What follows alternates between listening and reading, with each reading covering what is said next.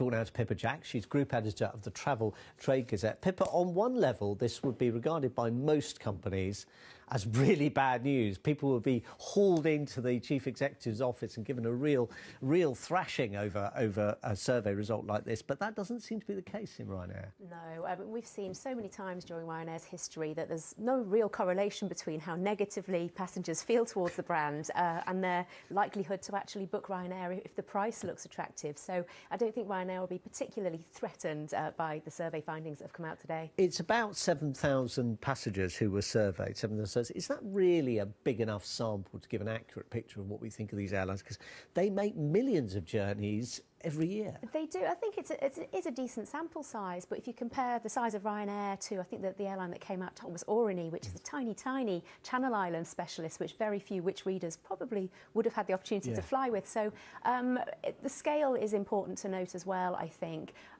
But yeah, just in general, I think what people will say in a survey about their experience and how they rate an airline doesn't necessarily then ring true when they come to press that button and make the booking. It's fascinating. I mean, I suppose Ryanair has, the whole point is a short-haul airline, so maybe people endure rather than enjoy the journey because they know that they'll have more money at the end of it to spend on their holiday when they get to their holiday, if it's indeed a holiday they're using it for. And I guess lots of people use the airline for other reasons, for family reasons, even for work and commuting, for those who travel, say, between Ireland and the UK, for example.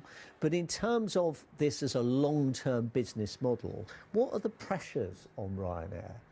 How competitive is this market now? It is a hugely competitive market, and airlines are facing so many challenges in 2019 with Brexit, oil prices going up, increased competition. It does make it tough, but Ryanair remains one of the most profitable airlines, certainly in Europe. It's buying new aircraft, it has huge expansion plans. So for it, because it really markets itself on lowest fares, it seems to be able to carry on delivering perhaps not the best service and still getting those bookings in. And what then is the message to other airlines? Because presumably there will be others thinking, well, hang on, why are we spending all this money on providing a service, even one or two frills, when actually it doesn't look like we get any benefit out of it? We're in a sense, we're selling ourselves short. It is interesting to see Jet2, which is a similar model to Ryanair, not the same, but similarities, and for them to be rated so highly does show that it doesn't have to just be the Ryanair way.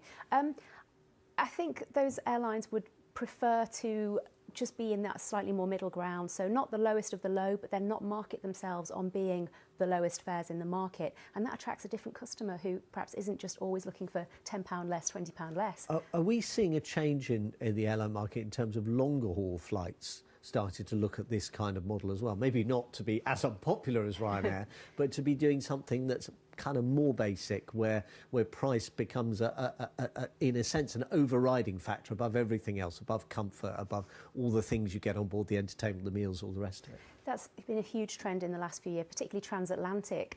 Several airlines have come into that market and they're offering the unbundled fares. So you have to pay extra for your baggage, you have to pay extra for your meal, which was very radical for flying across the Atlantic. But that does work for some customers. So not everybody is bothered about having a meal or sitting next to their companion, and it gives them the opportunity to sort of book without those elements included. But in general, the transatlantic carriers who offer that full service are still doing brilliantly too. So there's room for all those models, I think. Pippa Jack from